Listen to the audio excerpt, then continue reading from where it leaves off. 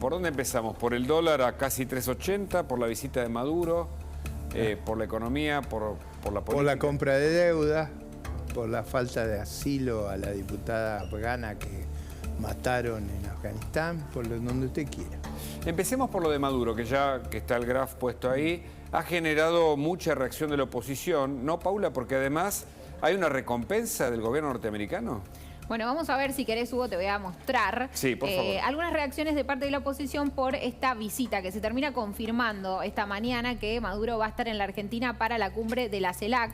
Vos sabés que preguntábamos bien temprano cómo era, si evidentemente la Cancillería había enviado la invitación, no había enviado, si iba a venir, no iba a venir. Bueno, en la primera mañana nos decían desde la Cancillería que la invitación estaba girada para los 33 países miembros de la CELAC. Después, finalmente, Jaime Rosenberg, bueno, tiene ahí la confirmación de la llegada de Nicolás Maduro a la Argentina, y vamos a ver, si querés, entonces empezamos a repasar un poquito, porque viste que todo se vuelca a Twitter. Mirá, Patricia Bullrich, antes de que se confirmara la llegada de Nicolás Maduro a la Argentina, dice: si viene a la Argentina debe ser detenido de manera inmediata por haber cometido crímenes de lesa humanidad, tal como ocurrió con Pinochet en Londres en 1998. La justicia debe actuar en resguardo de la vigencia universal de los derechos humanos. Esto que tuitea Bullrich antes, ¿no?, de que se confirmara. Después vemos acá la coalición cívica, que manifiesta su profunda preocupación por la presencia de dictadores en la cumbre de la CELAC, a desarrollarse en la ciudad de Buenos Aires, con un documento donde hace énfasis en estas denuncias por violaciones a los derechos humanos en Venezuela.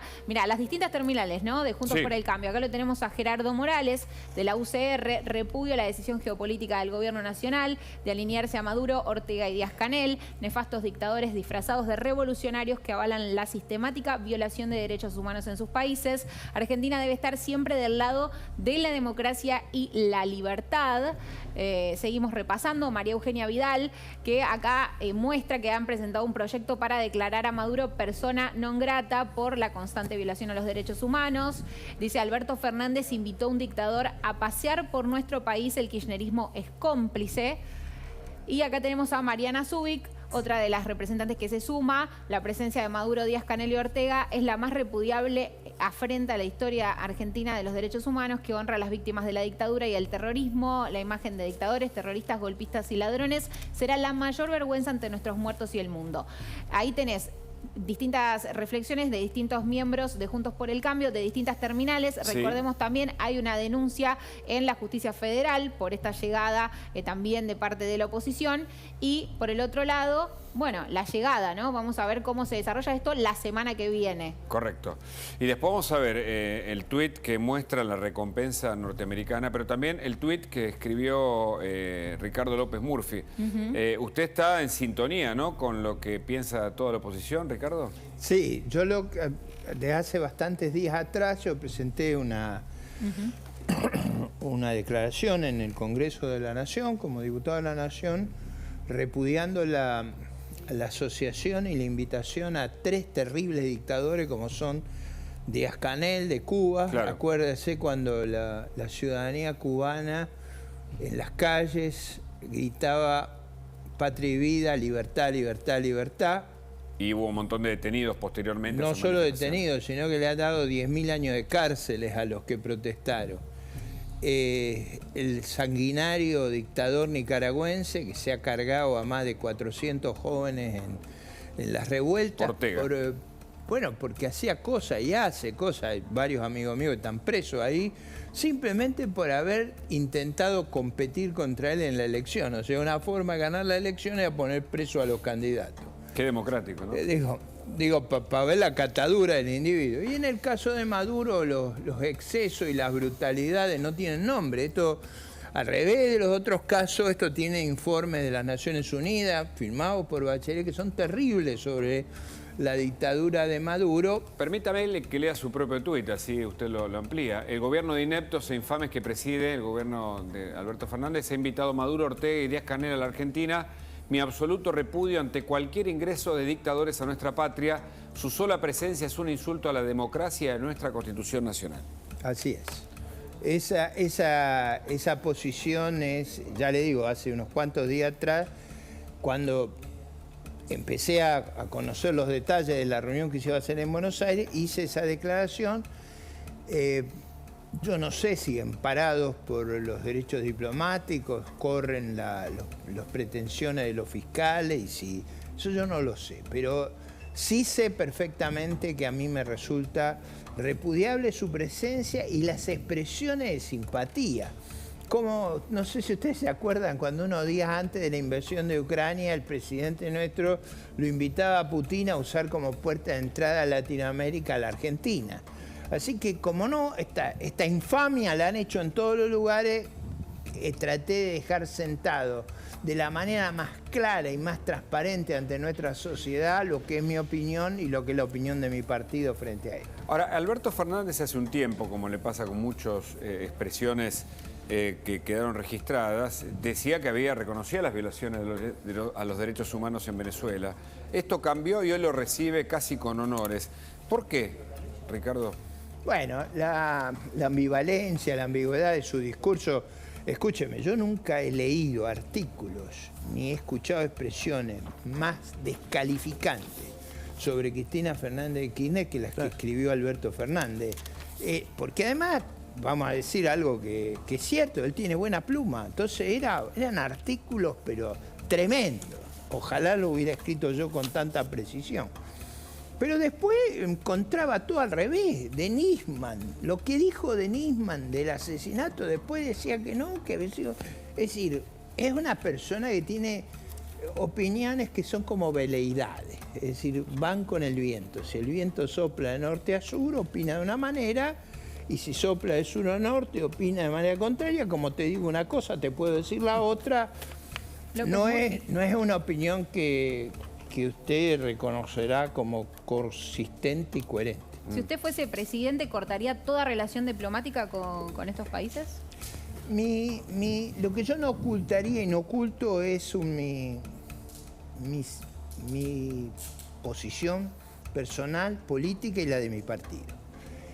Cuando media la responsabilidad del país, yo no voy a hacer prevalecer sobre los intereses de mi país, mis sentimientos. Eso es otra cosa. O sea, yo tengo un cargo de diputado nacional. Yo sé distinguir lo que es mi opinión, que no la voy a ocultar nunca, a lo que son los intereses del país. Yo también entiendo que a veces uno tiene que convivir con personas que no le resultan agradables. O sea, eso ha pasado en nuestra historia. Por ejemplo, yo muchas veces he discrepado con el presidente Alfonsín. En general, a lo largo de mi vida política, casi en todo. Fui un rival cuando integrábamos la misma fuerza política sistemáticamente. Pero si algo le reconozco, si algo me parece extraordinariamente valioso, fue haber hecho el acuerdo del Beagle. Resolver ese problema era muy difícil, había que poner todo el capital político, y él lo puso cuando valía, al principio de su mandato. Usted vio, cuando usted intenta hacer cosas al final del mandato, ya no tiene fuerza. Hace 40 años. Él lo puso en el momento que había que poner, sí, y cerró una cuestión extremadamente difícil, claro, por la cual estuvimos al borde de la guerra, y creo que lo hizo de una manera que adquirió un gran consenso. Yo no sé si usted recordará, en ese momento mucha gente se oponía al Partido Justicialista.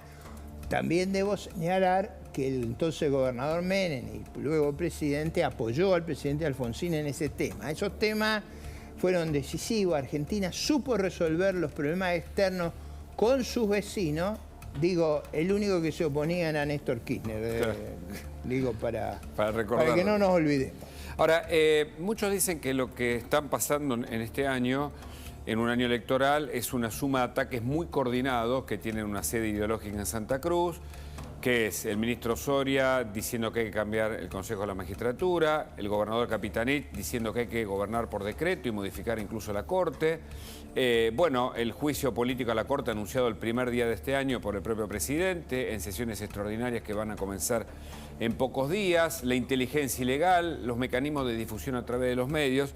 Y hay quienes dicen que entonces esta cuestión coordinada busca pegarle a ustedes del mejor modo posible, a la justicia, a los medios, pero que cada vez va a ir en aumento. ¿Qué piensa? Todos los totalitarios o los filototalitarios hacen lo mismo. Mire, las enormidades que dijo el gobernador Capitanich de pretender violentar todo el marco institucional, casi diría que si uno tuviera más tiempo para cosas de disparatada, habría que iniciarle un proceso por llamar prácticamente un acto sedicente contra nuestro sistema institucional.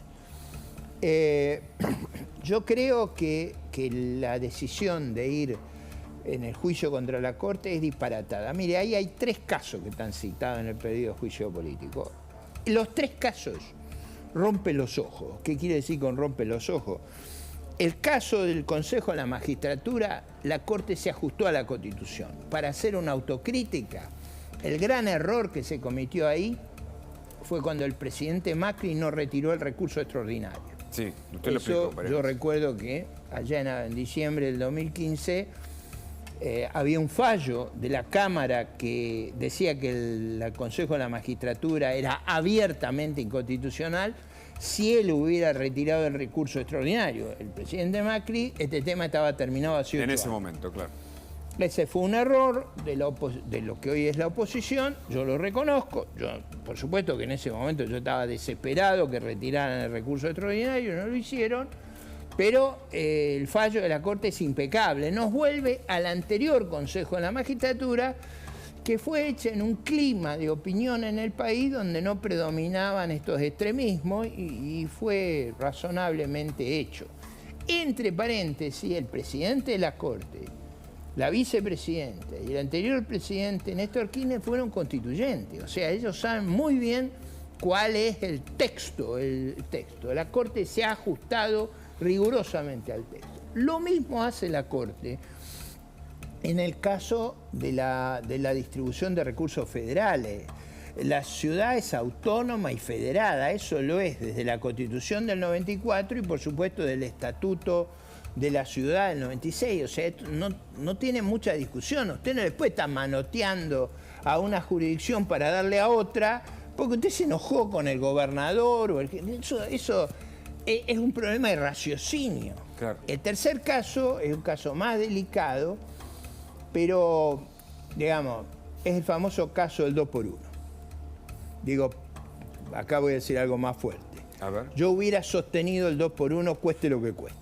Por muchas razones, creo que usted no puede tratar a los ciudadanos de una manera diferente, usen uniforme o no lo usen. Yo creo que tiene que haber igualdad ante la ley para todos.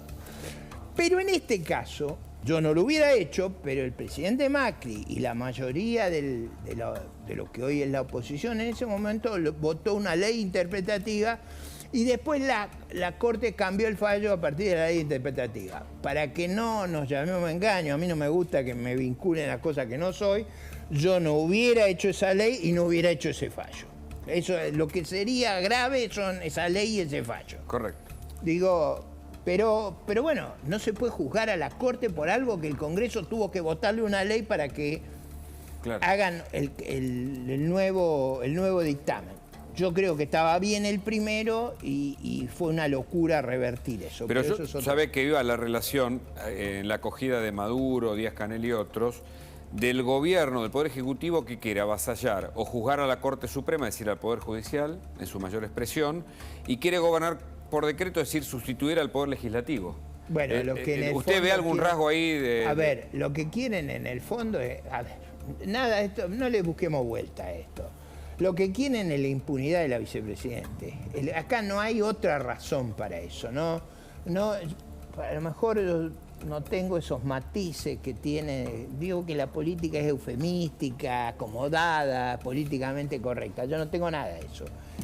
La verdad es que todo eso es para asegurar la impunidad de la vicepresidenta, que no hay forma de arreglar el problema por caminos legales. No lo hay. Esa es la verdad. No lo hay porque están las pruebas. ¿Pero qué van a hacer para...? Bueno, van por todo. Van por, digamos, vaya a la justicia en Cuba. A usted por decir patria y vida le dan 20 años. Usted no sabe lo que es el Código Penal cubano.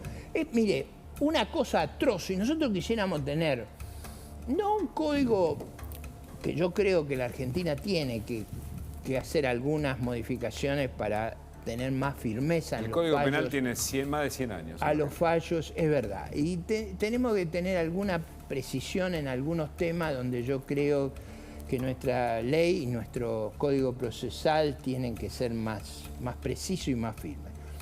Pero el Código Penal cubano es prácticamente el de la Inquisición, es un código brutal. Vio como ahora... No, y aparte está la discreción que si el atentado a la patria o lo que sea... Yo cité el caso que no le dimos asilo a las afganas, que es un tema muy importante en un país que gasta una fortuna en un ministerio de las mujeres. Las mujeres acá que se protegen son algunas, otras no. En Afganistán, a los que pescan, los azotan, después de 75 azotes los cuelgan, para que estamos hablando de cosas muy serias. En esos casos, yo creo en un código penal que tenga la tradición jurídica de Occidente, es decir, que proteja los derechos y las libertades de los acusados, que parta de la hipótesis de que uno es inocente a menos que se pruebe su culpabilidad, pero que tenga la severidad del caso. El cubano es atroz para cualquier estándar. Me queda una pregunta sobre economía, una o dos sobre economía. Me espera un minutito porque tenemos una información urgente.